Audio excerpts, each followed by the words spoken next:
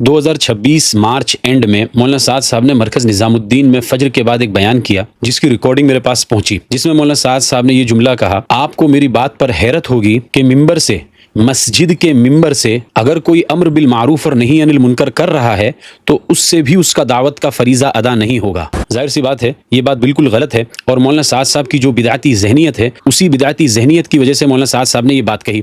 मैंने इस पर एक वीडियो रिकॉर्ड कराया और इसका रद्द किया, तो मेरे उस वीडियो पर मुफ्ती सालिम इशाअती ने कुछ एतराज़ात किए। वैसे तो ये शख्स मुफ्ती सालिम इशाअती इस लायक नहीं है कि मैं इसका जवाब दूं, कोई इल्मी इश्काल होगा तभी तो जवाब भी दिया जाएगा, लेकिन इस शख्स का वीडियो सिर्फ धमकियों, लानतान और जहालत से भरा हुआ था। मैं नहीं चाहता था कि इसका जवाब दूं, लेकिन कुछ लोगों ने इसरार किया कि जवाब न देने की सूरत में कुछ लोग गलतफहमी का शिकार हो जाएंगे, इस वजह से मैं मुख्तसरन इसका जवाब दे देता हूं। खैर, पहले मौलाना साद साहब की वो क्लिप सुनिए जिस पर असल मैंने इश्काल किया था और वीडियो रिकॉर्ड करवाया था, वो क्लिप सुनिए। हैरत होगी, मैं आपसे यहाँ तक आपसे अर्ज कर देता हूँ कि मिंबर से अगर बयानी मुझे मिंबर से मारूफ नहीं कर रहा है, इससे भी दावत का फरीज़ा नहीं। अगर आप मिंबर से मारूफ कर रहे हैं, नहीं कर रहे हैं, इससे आपके जिम्मे से हमें मारूफ नहीं का फरीज़ा अदा नहीं हुआ। मौलाना साद साहब यहाँ पर साफ साफ ये कह रहे हैं कि अगर कोई मिंबर से, मस्जिद के मिंबर से अम्र बिल मारूफ और नहीं अनिल मुनकर करेगा तो उसकी दावत का फरीज़ा अदा नहीं होगा। अब ये मुफ्ती सालिम इशाअती, इसने मुझे जवाब देने के लिए वीडियो रिकॉर्ड करवाया, लेकिन इसको यही नहीं पता है कि मौलाना साद साहब का असल वो जुमला जिस पर मैंने इश्काल और एतराज़ किया था वो जुमला क्या है। इसकी बात सुनो जरा। मौलाना साद साहब की एक ऑडियो चलाया,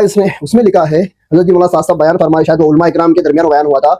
हज़रत ये फरमा रहे हैं कि मनसब इमामत से दावत और तबलीग का फरीज़ा अदा नहीं हो सकता। बार बार इसमें क्लिपिंग करके क्या किया, उसको चलाया। इसकी वजूहात भी थी, हज़रत ने उसका एक्सप्लेन किया है, लेकिन ये झूठा, ये मुनाफिक। इस अल्लाह के बंदे को ये भी नहीं मालूम कि मौलाना साद साहब ने उस बयान में कहा क्या था, बस मुंह उठाकर जवाब देने के लिए आ गए। वो जो बात जो चलाई जा रही है ना कि भाई मनसब इमामत से दावत और तबलीग का फरीज़ा अदा नहीं हो सकता, नहीं हो सकता।